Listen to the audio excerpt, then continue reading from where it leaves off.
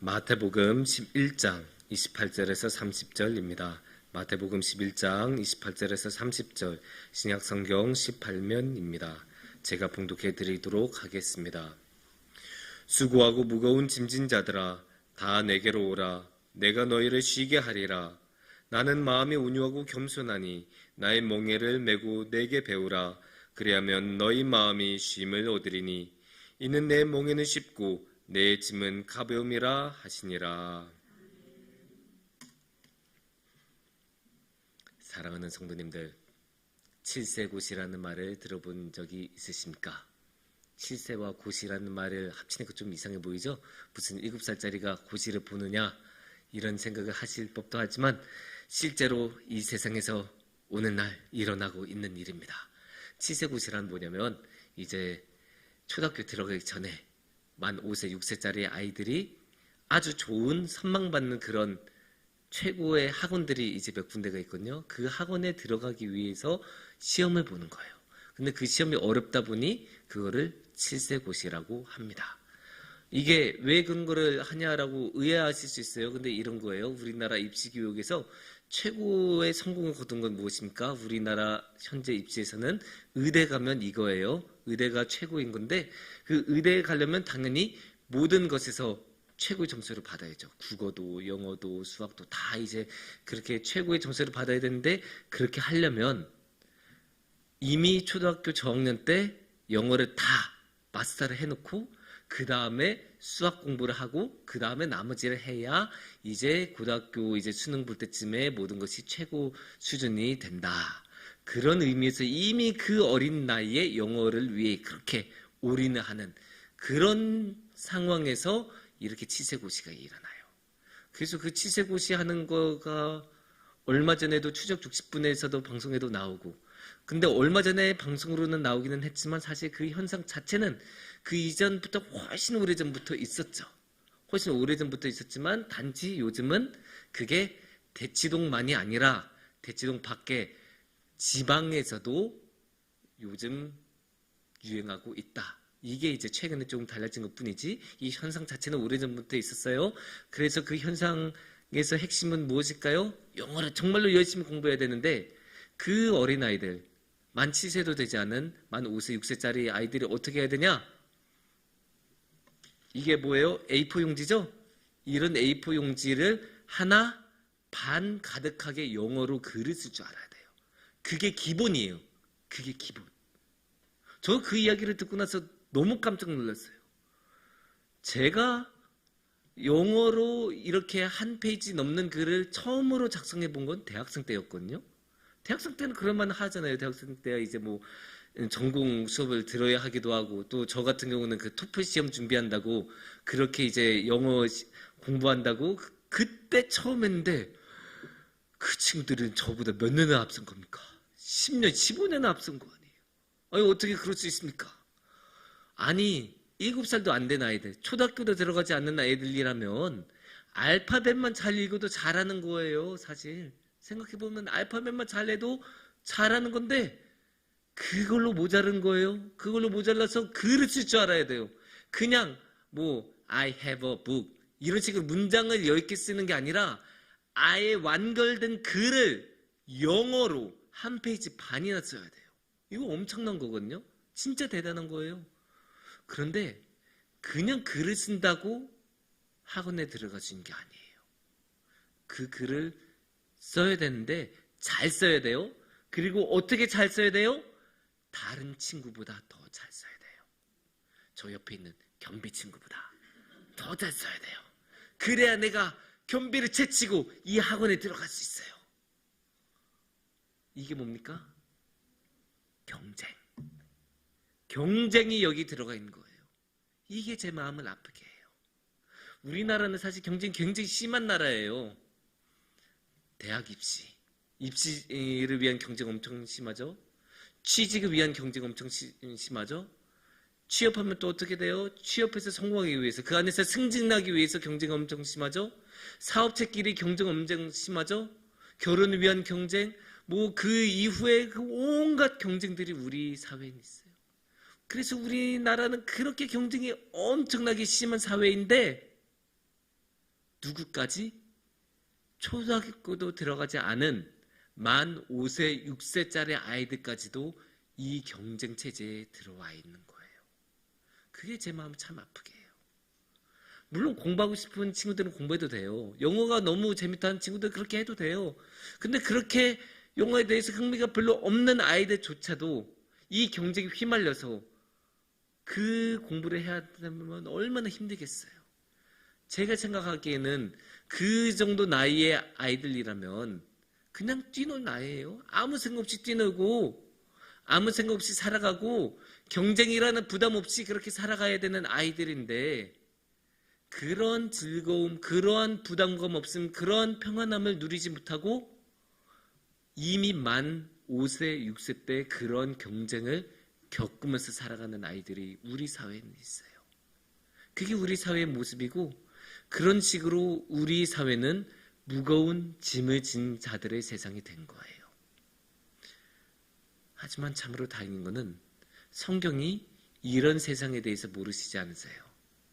그래서 오늘은 성경에서는 이런 무거운 짐진 자들의 세상에 대해서 무거운 짐진 자들에 대해서 어떤 말씀을 하시는지 한번 같이 보도록 하겠습니다. 오늘의 말씀은 특히 11장 28절, 마태복음 11장 28절에서 30절인데 그 중에서 28절은 아주 유명한 구절이죠.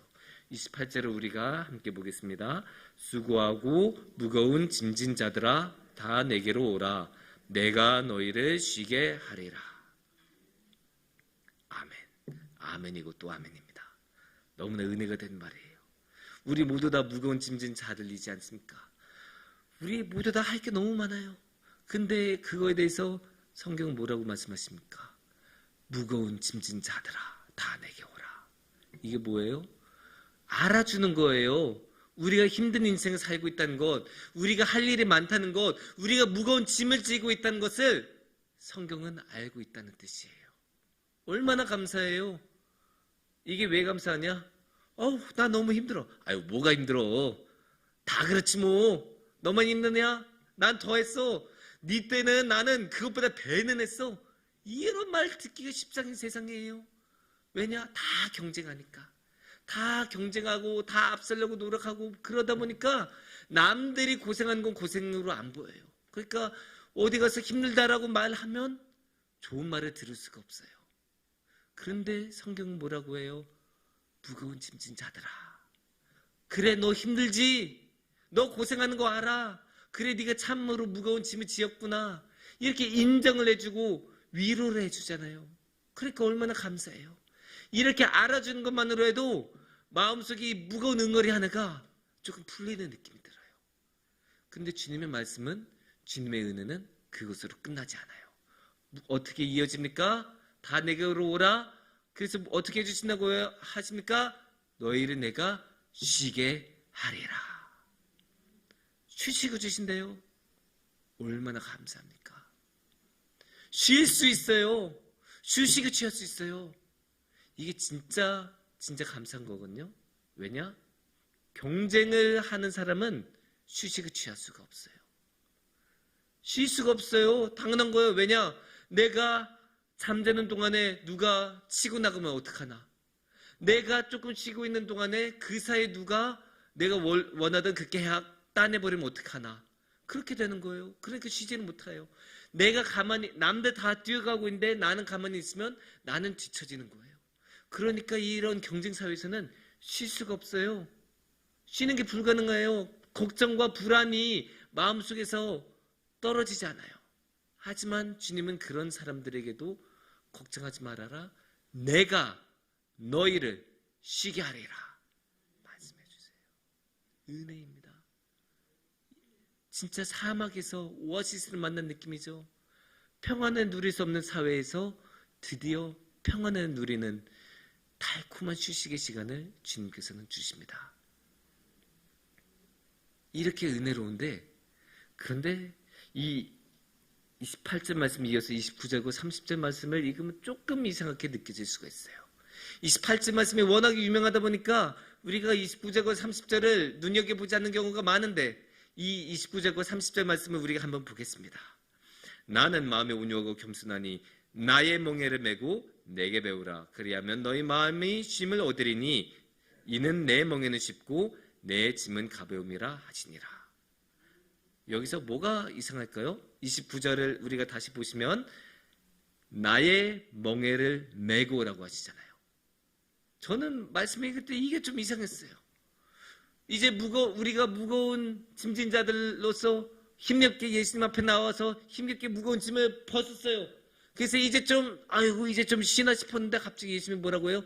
이제 내 멍에를 매. 이러시는 거니까 이상하지 않습니까? 아니 기껏 짐 벗으라고 하셨는데 또 다른 짐을 지라고요?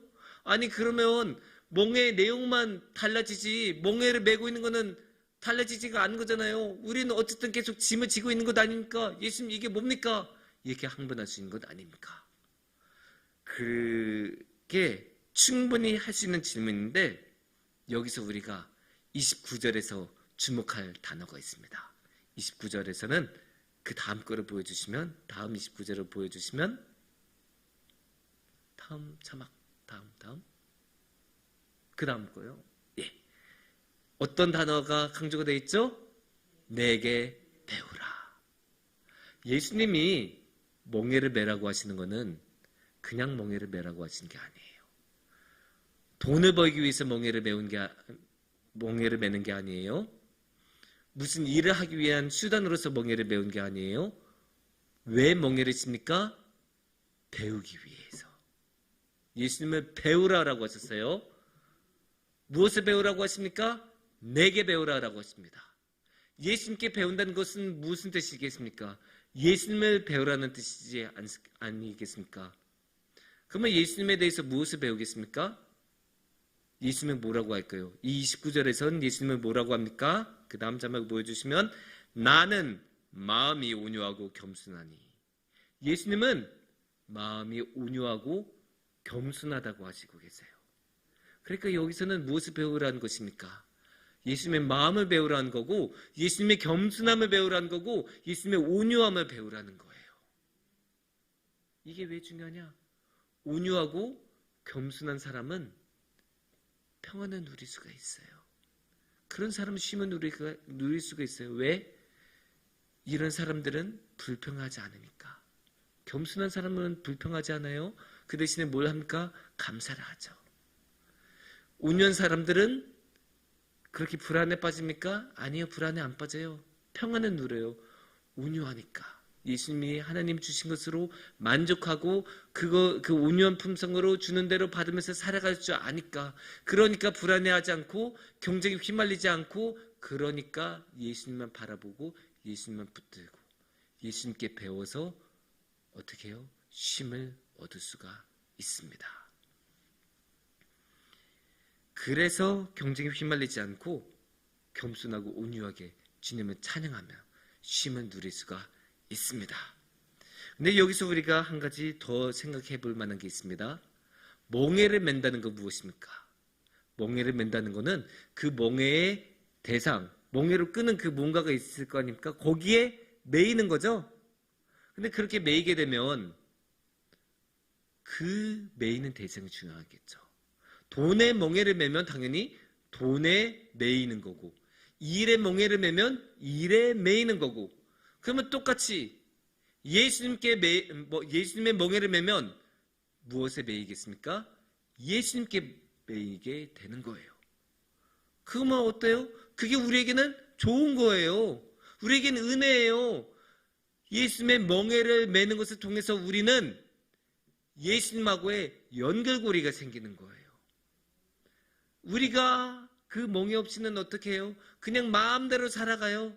마음대로 살아가다 보면 이상한 데도 가고 주님이 원하시지 않는 것도 하게 되고 정말로 주님께서는 상상할 수도 없는 그런 어두운 곳으로 가기도 하지만 예수님의 멍에 매인 사람은 예수님께 매인받아 있으니까 예수님과의 연결고리가 살아있으니까 예수님하고만 함께 살아가게 됩니다.